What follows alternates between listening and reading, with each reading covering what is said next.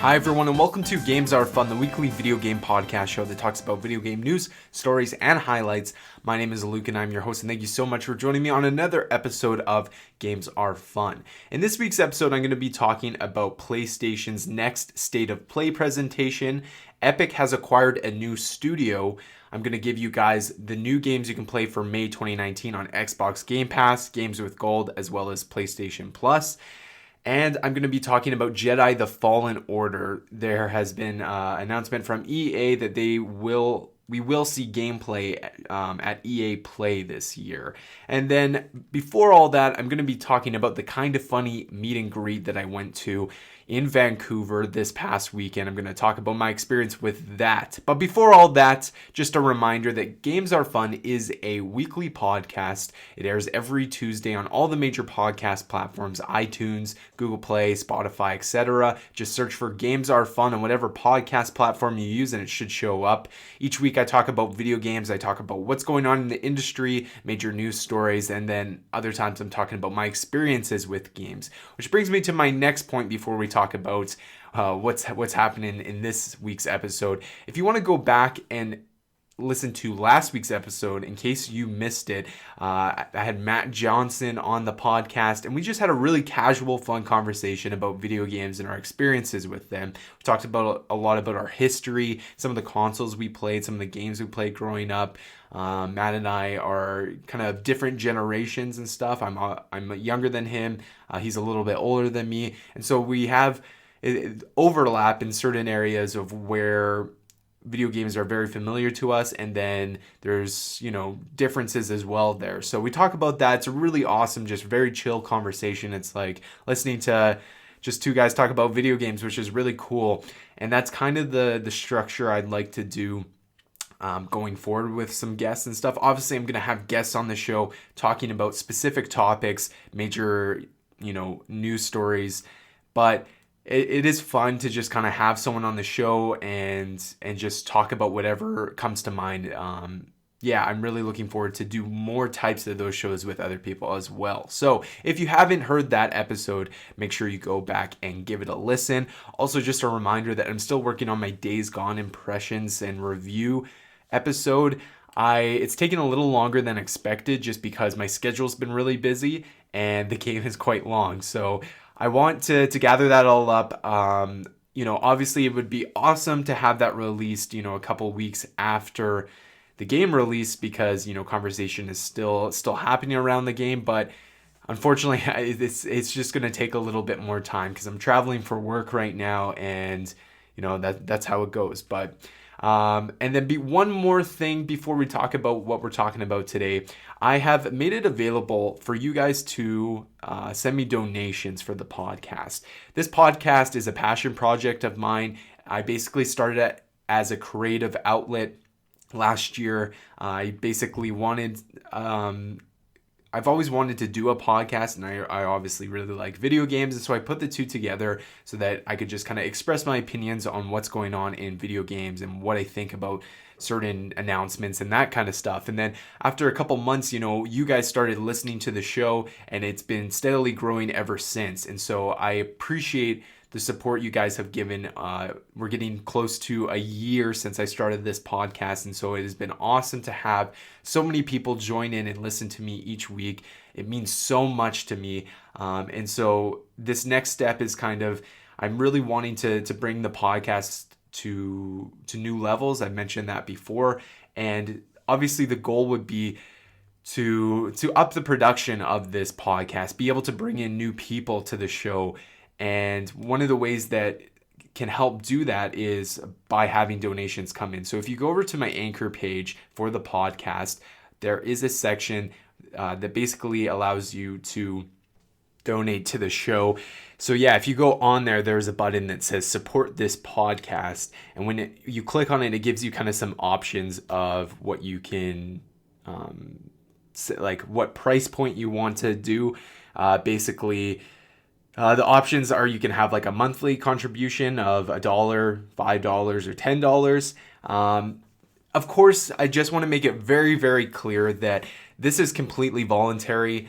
I am going to continue to do the podcast for free. You're not going to have to pay to listen and stuff like that. But this is just one way to, like I said, help grow the show. So if you want to further your support and send me a couple bucks here and there, that would really, really help me. What your donations would go to is first and foremost is recording equipment. I have a great microphone and everything, but I really want to up the quality of the podcast. I want to get a sound isolation booth, maybe get some soundproof material for my office here to make it a little bit more of a better quality show. And I also want to fund to be able to get more microphones. When I have friends come over to record the show, we're just talking basically on my couch with my microphone that I got. And this microphone's great for one-on-one, but having it with two people, I got to pump up that gain quite a bit, and it can kind of make it a little more echoey. So yeah, it would just help me save up for getting more equipment for the show. And then secondly, it would help fund one of the things I do here is talk about video games and that kind of stuff. And I'm obviously restricted. I can only afford so much each month of games, and I want to talk about as many games as possible. So you giving me the money to go out and play these games and get my impressions on these games would really help as well. I feel so weird asking for money, but it is normal. This is something that a lot of people do on Twitch and other podcast shows and stuff. So again, completely optional, completely voluntary. If you do choose to do it, I would be very, very appreciative. So yeah, it's completely voluntary, and we'll leave it at that. So yeah, just head it over to my Anchor page and become a supporter or sponsor. What is it? Support this podcast. Yeah. And yeah, we'll leave it at that. So let's go into this week's episode. The first thing I wanted to talk about was the Kind of Funny Vancouver meet and greet. So I've talked about them on the show before, and I know that some of you who listen to the show are aware of who Kind of Funny is. But for those of you who don't know, Kind of Funny is basically a company that was created by some employees that used to work at IGN, and they left IGN to kind of create their own network and platform, and that's called Kind of Funny. And basically what they do is they have a variety of shows in podcast form and in video form. It's mostly centered around video games and movies and TV shows and that kind of stuff.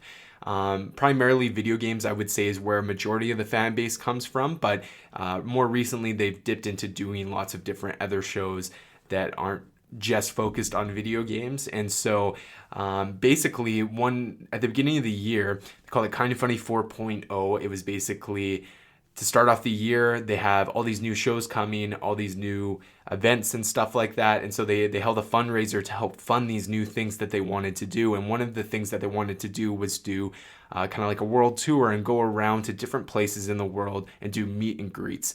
They obviously attend those press conferences like E3 and PAX and RTX, but those are only in certain locations, and of course they have fans from all over the world, and so they wanted to provide an opportunity to go to certain locations and meet some of the people. So prior to Vancouver, they had went to Arizona, they went to Kansas City, they went to New York, they did one in San Francisco, and this week was Vancouver. And I wanted to jump on the opportunity to go and see them because I live in Edmonton, Alberta, which is just the next province over from Vancouver. And I was like, you know what?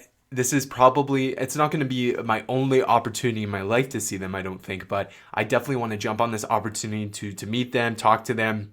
I mean, they're the podcasts that I listen to each and every day. They're part of my daily routine, and so it'd be awesome to meet them as well as, interact with all the other fans and the Kind of Funny best friends that listen to the podcast and talk to them and hear their stories and everything like that. So initially I was going to make the drive. I was going to take, like 3 or 4 days off of work and drive from Edmonton to Vancouver, which would have been like about, I don't know, like 12 hours, 13, 14 hours, somewhere in there, depending on how slow or fast I drove.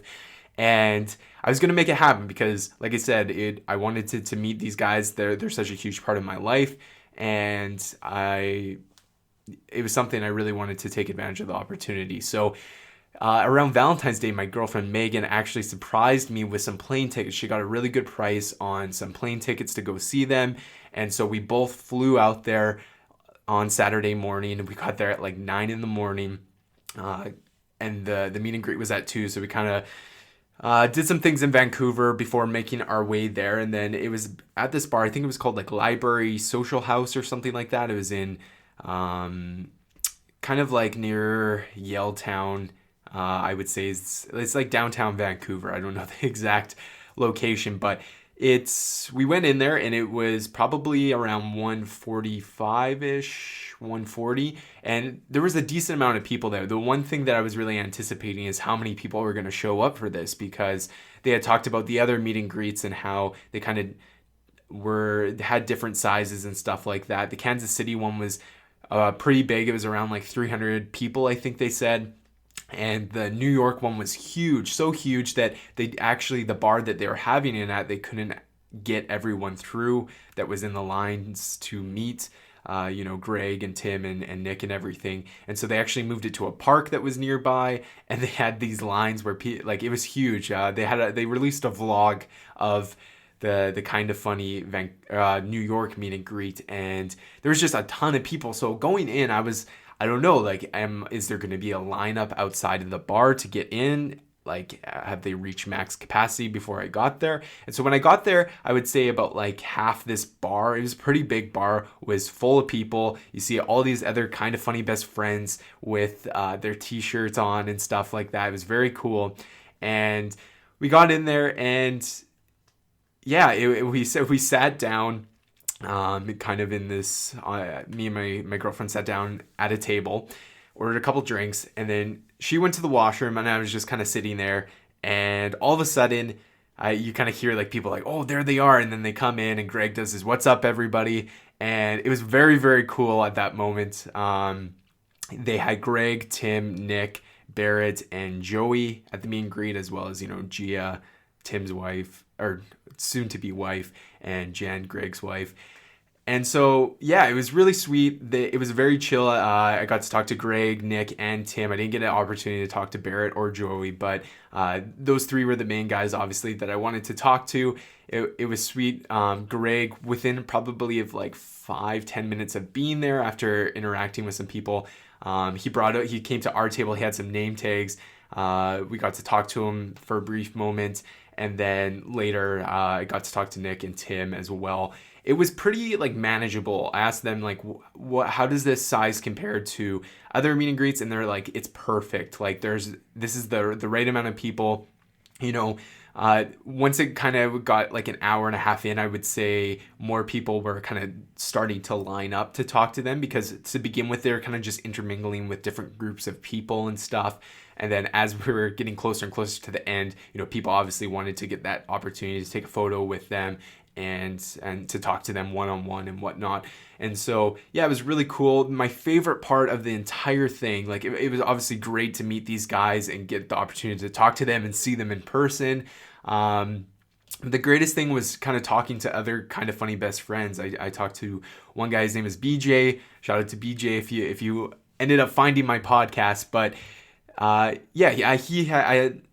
came with Megan. I was initially going to come alone, but there was a lot of people that just came by themselves, right? And I saw BJ at a table next to me, and so I invited him over. We chatted for quite a while.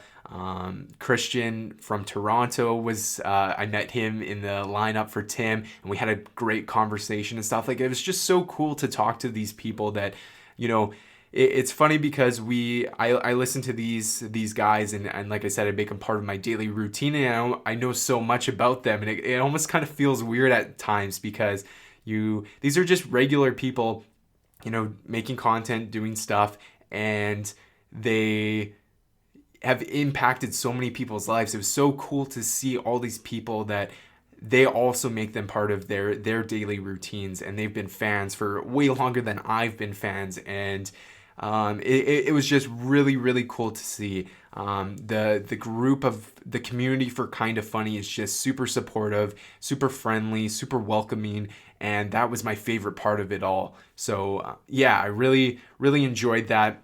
in terms of talking to the guys.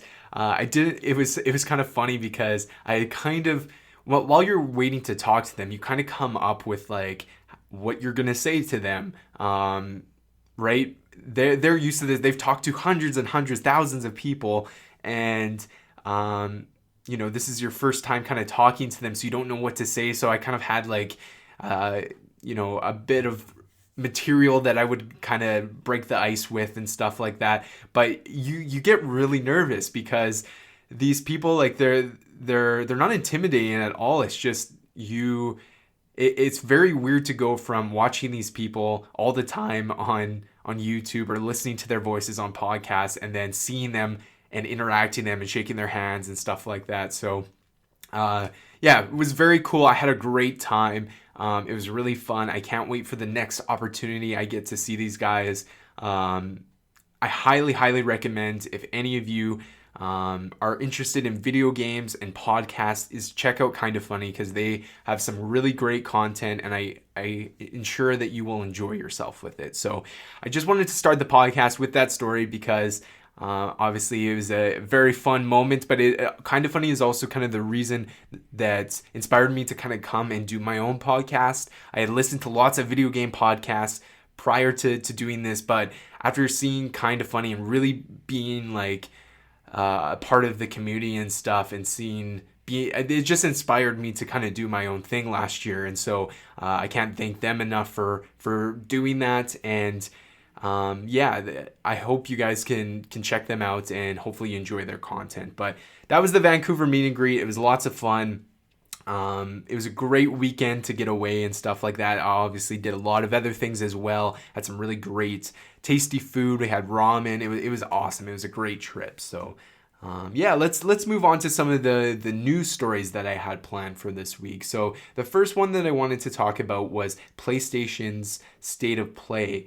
So I believe it was last month, March, or was it April or March? I can't quite remember off the top of my head, but Sony had a PlayStation presentation that they released on YouTube and stuff, and it was called State of Play. It was very similar to the Nintendo Direct. I talked about with Adam, I believe, on a couple episodes ago, and basically they had highlighted a bunch of games that were coming to PlayStation consoles. There was a lot of new announcements for VR titles. There were some trailers for games that we already knew about, that kind of stuff. There were some release dates, and we're kind of interested in what State of Play was going to turn into be. Was it going to be small? Was it going to be big? Because if we compare them to Nintendo Direct presentations kind of vary, right? We've had things like Nindies, where they highlight Nintendo indie games that are coming to the console and stuff. We've had game-specific Nintendo Directs where the whole direct is about Pokemon or about Super Smash Brothers or about Super Mario Odyssey or something like that. And then we've also had the big directs that are just a half an hour of packed with announcements of new games and release dates and that kind of stuff. And so we're kind of interested on what Sony's State of Play is going to turn into. Is it really going to be small stuff? Is it going to have those big major news drops? I don't know, because we've only seen one thing, but a second one is planned.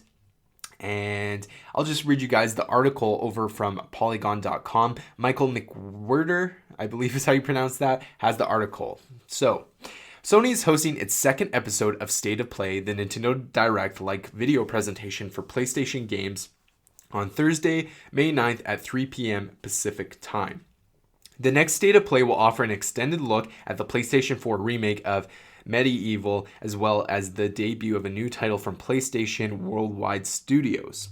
But don't expect much beyond that. Thursday's episode of State of Play will run approximately 10 minutes according to a post on the PlayStation blog. Sony does promise other updates and announcements from upcoming PS4 games, but it sounds best to keep expectations in check. One thing Sony rolled out is additional details on the PlayStation 5.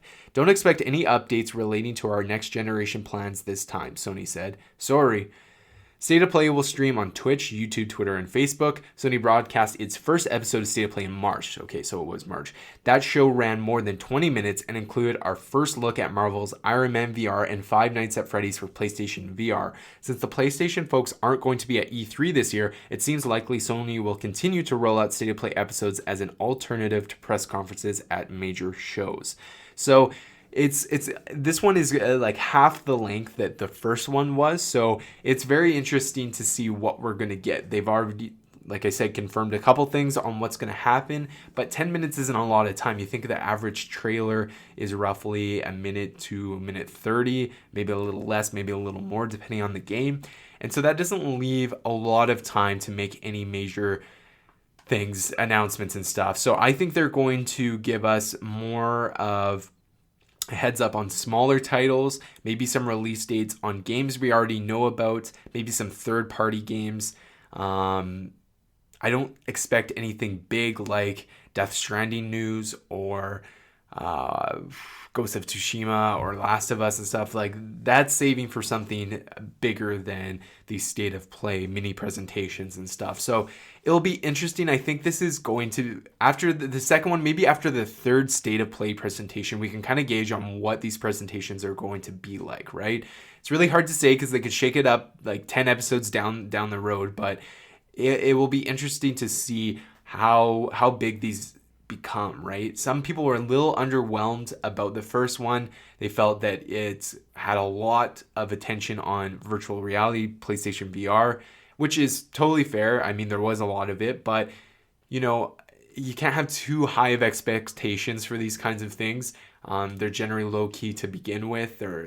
You're not making a big deal about them and pushing for everyone to come and watch them. So yeah, it will be interesting, and hopefully on next week's episode I can talk a little bit more of what was shown and give my thoughts around it. So now moving on, Epic has acquired a new studio last week. This was a major news story that I wanted to make sure I talked about on this week's episode. So this is from Tyler Wilde at PCGamer.com. So Epic is acquiring Rocket League developer Psyonix. So Rocket League is still available on Steam for now and will be supported there in the future. Sorry, that was just a subtitle. So here's the original story, and then there's an update that I'll get at the end. So Epic Games is in the process of acquiring Rocket League developer Psyonix. The company is announced today. Before any of my fellow Rocket League players panic, this doesn't mean Rocket League is leaving Steam, where its entire PC player base currently lives. In the short term, nothing is changing, and Rocket League is still available for purchase on Steam. The long-term picture is a little different, but still nothing to panic over right now. Rocket League will release on the Epic Store later this year, and after that, it will continue to be supported on Steam for all existing purchasers. The wording there suggests that at some point, newcomers to Rocket League will have to buy it through the Epic Store, but us Steam folk can stay put. Note, as per the update above, it may actually continue to be sold on Steam indefinitely. It's not clear yet. If Rocket League were to cease Steam sales but continue to be supported there, I wonder how Valve would feel about the deal. Valve would continue to make money from existing Steam players who spend money within Rocket League, buying keys for their premium Rocket passes, for instance, but it'd still be a weird situation. We'd have to wait to see how that develops. It isn't stated in the press release, but we can expect Epic's cross-platform friends and matchmaking system to be implemented so that Steam players can play with Epic Store players along with all of the console players we already can play with. In a Q&A on the Rocket League website, Psyonix states that the gameplay won't be changing, not that I expect it to because of the acquisition, but that the new ownership should bolster the competitive scene with new resources for esports events. Psyonix will stay in its San Diego studio, where it currently employs 132 people. The developer has a history of working with Epic. As the press release mentions, it worked on Gears of War and Unreal and Tournament series, so perhaps this shouldn't come as a surprise. My hope for my favorite game is that Epic's resources will be used to improve the servers. When I'm partied up in Snow Day, the best mode, with friends scattered across North America, we either end up on a West Coast or East Coast server. There aren't any central servers, so one player ends up with a much worse ping than the others. Fingers crossed that Epic's considerable Fortnite infrastructure can be put in use in that respect. The deal isn't quite settled yet, but all that's left is the formalities, it sounds like. Epic and Psyonix currently expect to close the acquisition at the end of May or early June 2019, subject to customary closing conditions, reads the press release. So this is very big news for a couple of reasons. So obviously the big reason is Rocket League is a very, very popular game for PC gamers as well as console players.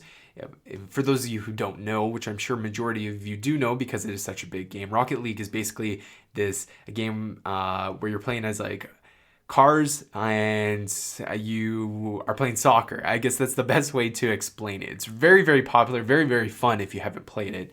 And yeah, like they're obviously a big game that's quite popular, and so Epic probably sees that it's a good business take to take them on. And so the other reason why people are talking about this and why this is big news is there's a lot of conversation right now on the Epic Store versus Steam. Now, I'm not a PC gamer, so I can't really give my perspective on the whole take. I'm solely speaking from just what I've heard from other people talking on podcasts and stuff. But the Epic Store launched, I believe, last year, and basically it is just like Steam. It's a digital platform on your PC it's a store you can buy games on through, and a lot of developers are actually now exclusively releasing their PC versions of the game through Epic Store. And so that's made a lot of PC gamers upset because Steam is kind of like the king of stores, and it has all that infrastructure in place, like having your friends list as well as leaderboards and forum pages. And there's just it's had so many years to kind of build up to make this really great online platform. And you know, like, how would you feel if you were really anticipating a game and then a couple months prior to its release, it was announced that it was going on to this new platform, right? It's not the end of the world in a lot of respects, because at the end of the day, you're still playing the exact same game. But there's all these other issues that are surrounding the Epic Store, like possible, security breaches and information leaks and stuff like that. There's so many different issues that have you basically can go on any subreddit and there's probably people talking about it. It's very controversial right now in the industry. And so, to have a game that is basically have been playable on Steam for so many years and then can just all of a sudden not be available anymore, that kind of sucks. But I don't know. It's one of those things that I can't really speak a lot to, but anything that deals with the Epic Store is a topic of conversation right now. The reason why a lot of studios are going over to the Epic Store to release their games is because of the profit share with that. I believe the profit share is quite high with Steam. The percentage that Steam takes from your sales is higher than what Epic has been able to provide. So a lot of these studios are wanting to, and developers are wanting to release their game on there because obviously they're going to get more money back through Epic as opposed to Steam, right? Where Steam's taking a higher percentage of their sales. And so I understand that aspect of it. And at the end of the day, as much as people complain and as much as people are upset,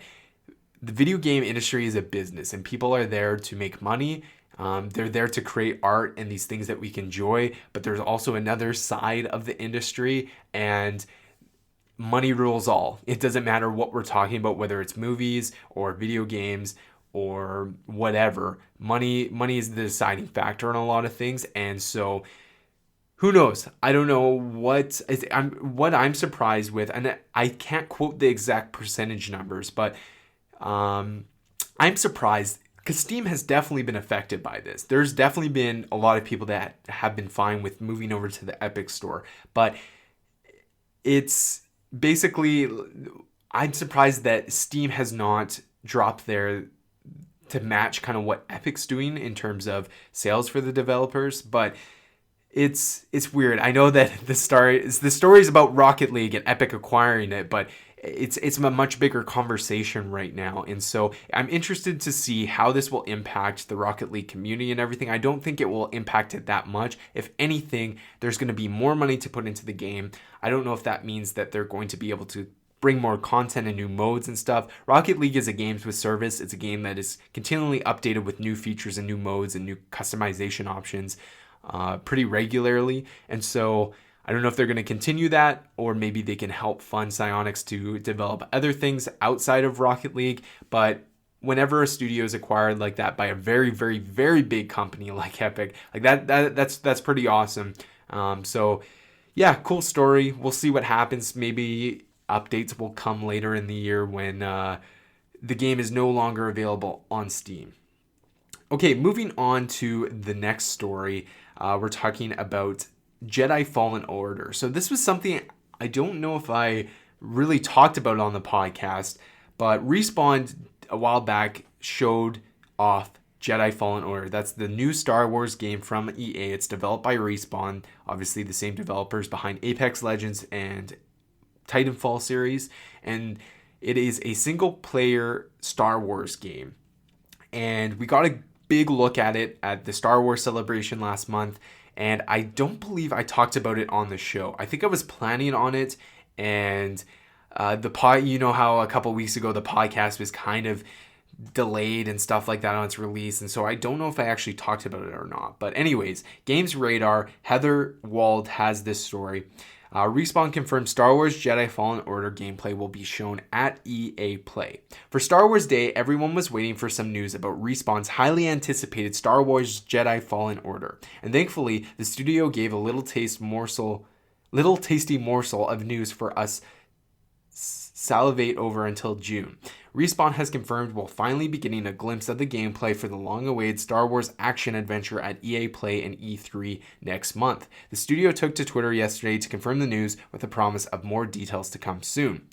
And Respawn's tweeting, "Mark your calendars, your first look at Star Wars Jedi Fallen Order gameplay will be next month at EA Play and E3. More details to come."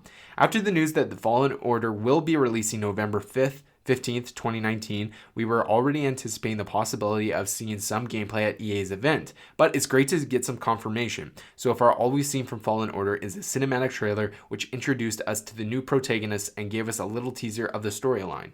The trailer debuted at the Star Wars Celebration 2019 event back in April, where head of Respawn Vince Zampella also confirmed the Fallen Order will have no microtransactions or multiplayer. Since then, we've learned a lot about the story-driven adventure in a galaxy far, far away. We know it will be set during the dark times and follows the journey of Cal Kestis, a young Padawan trying to survive in the aftermath of Order 66, the order Emperor Palpatine executed in an effort to purge the galaxy of all Jedi. So far, Respawn's foray into the Star Wars galaxy has been confirmed for PC, Xbox One, and PS4, and will feature plenty of lightsaber swinging action. The EA Play event is set to kick off on June 7th, 2019, but so far no further details about times of the specific game showcases have been released. So this is great. It was expected, like the article said, but I'm really excited to see what the gameplay is. If you haven't checked it out already, go check out the cinematic story trailer for Star Wars Jedi Fallen, or you kind of get a look at what the world looks like and what the character you're going to be playing as looks like. And so I'm really excited to see the gameplay, because obviously if you're going to be, I'm really hoping that there's a lot of lightsaber stuff. This Cal character, I think, figures out that he has the Force, and you know, I don't want it to basically be a game where it's like the last couple hours you finally get that lightsaber and then you beat this enemy, the antagonist that you've been going against the entire game. Like, I want you early on to kind of figure out that you're a Jedi and you're working at taking down, or at least taking out a certain section of the Empire. So that's kind of what I'm hoping for. I'm interested in seeing what the gameplay looks like. The game looks visually quite impressive, and you know, Respawn is veterans for really great gameplay mechanics. Like, look at Apex, look at Titanfall. This is a little different because I believe it is a third-person game, not a first-person game, but I have total confidence in that they're going to crush it with the Star Wars game. It's going to be a nice, you know, break from Battlefront. I love Battlefront, but you know, it hasn't been everything that a lot of people have wanted it to be, and so I'm excited for that single-player Star Wars video game experience. Now, moving on to the last little bit of information I have for you guys before I wrap up the show. I'm going to tell you guys what games you can play for free if you're Gold, Game Pass, or PlayStation Plus subscribers. So, first, new games with Gold for May 2019. So, the first one is Marooners. Marooners is available May 1st to 31st on Xbox One. Here's a very quick synopsis of the game. It's time to mix up the fun in the party game extravaganza Marooners. Join up to 6 of your friends on the couch or online, laugh sadistically at their misfortune, or even haunt and pester them after you die as you battle it out in 25 different games and arenas. The action is intense, switching between games when you least expect it. Run, jump, and slap your way to victory. Looks like a fun party game to be able to play. It definitely looks like a good kids game. The Golf Club 2019 featuring PGA Tour. I'm not gonna. It's a golf game. Self-explanatory. Earth Defense Force Instinct Armageddon. I believe this is a 360 game that is backwards compatible. Defend the Earth at all costs in Earth Defense Force Insect Armageddon. Thousands of aliens and giant insects are invading the planet. Only the Earth Defense Force can stop them. Take part in non-stop bug-killing action, even if it means turning an entire city to rubble. Utilize over 300 weapons, jetpacks, and tactical armor to defend humanity. Comic Jumper. Jump into comic book adventure in the Madcap Comic Jumper. In order to save his own poorly selling title, Captain Smiley must work for hire and earn money by fixing the problems within other comic books. Talking a lot, and it's early in the morning, so my voice is trying to keep up with my thoughts. Leap into the different genres of fantasy, Silver Age, modern, and manga, and raise the funds necessary to get his series back up and running. So, if I'm being completely honest with you, pretty soft month this month. Not a lot of big games coming to Games with Gold. But I expect June with E3, they're going to be adding a ton of games to Game Pass, and we might have some bigger titles. And so with that, they kind of had a smaller month this month. But nonetheless, I mean, most of you who have Xbox have a Gold subscription. They're free games. Download them, have them in your library, or take advantage. I can't believe how many people don't do this each month. Like, who knows? Maybe you get this game and Marooners, who knows what that is? I have no idea what it is. But maybe a couple months down the road, you hear someone talk about it and how fun of a game it is, and you're like, crap, now I gotta buy it. And if I would have just downloaded it initially, I could be playing it for free right now. So take advantage of that. Next, PlayStation Plus games. The first one is What Remains of Edith Finch, and the second one is Overcooked. So Overcooked is that cooperative game that you can play with friends. It's basically you have a time limit. You're cooking things. It's a really, really fun party game and game to play cooperatively. I really highly recommend that if you have a significant other or a friend or family member who isn't really into video games and wants to kind of transition into playing games with you, Overcooked is a great place to start. So definitely download that one. And then What Remains of Edith Finch is a story game. It's only about 2 hours long, I want to say. It is basically about this girl who goes back to her family home, and you kind of learn about some of the people that were part of your family. Basically, this family has a curse of a lot of the family members dying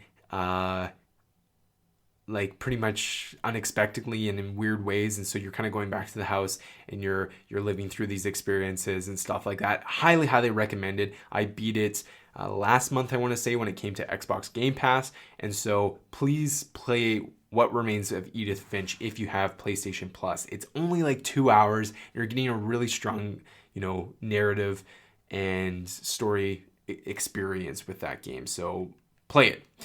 Next is the Xbox Game Pass games, and this is another solid month. Like, Xbox Game Pass continues to kill it. Like, we had such a strong month last month with like Monster Hunter World and Prey and some other games. This month is also really good. So the first one is, where is it? Wolfenstein 2: The New Colossus, May 2nd. It's the sequel to Wolfenstein New Order. I bought it when it came out. Phenomenal. I love the Wolfenstein games. They're great first-person shooter games.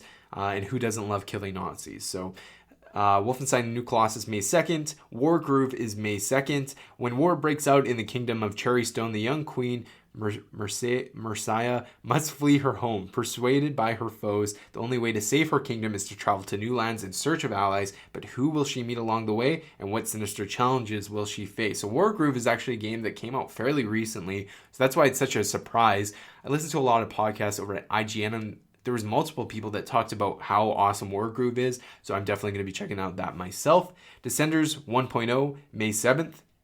Descenders is an extreme downhill mountain biking game with real consequences. Powered down a variety of increasingly treacherous slopes and mountains, including icy peaks, dusty canyons, and dense jungles, and more than 500 million levels across 9 different environments. Surviving Mars, May 9th. You must construct a self-sustaining colony capable of supporting human life on Mars. This is no walk in the park thanks to Red Planet's hostile environment, limited access to resources, and lack of breathable air. All not exactly human-friendly. So it's basically a city sim building game, but set on Mars. Tacoma. This is basically a kind of quote-unquote walking simulator game. It was from same developer behind Gone Home, another really strong walking simulator with a really great story. That's coming May 9th. Black Desert, May 9th. That's kind of a MMORPG on Xbox One. I'm definitely going to try it out at least. I'm probably going to get my girlfriend to play because she really likes MMORPGs. And so that's just another one that she could try out. For the King, May 10th. The Surge, May 16th. Lego Batman 3, May 16th. And yeah, I think that's it.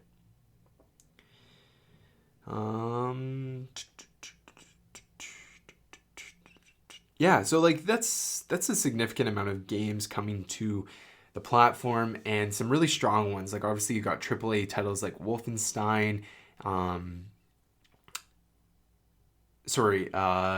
That's probably the biggest one, I guess. But all these other games like Wargroove, as well as Tacoma, these are really well-received games. So being able to play them is awesome. So that is the show this week. Thank you so much to listen to me blabber about video games, but I do really appreciate you taking the time to listen to this week's episode. As a reminder, it's available every Tuesday on all the major podcast platforms. If you enjoy the show, please make sure you subscribe on whatever platform you're listening to it on. If you are listening on iTunes, please take a couple seconds out of your day after listening to the show to leave a review.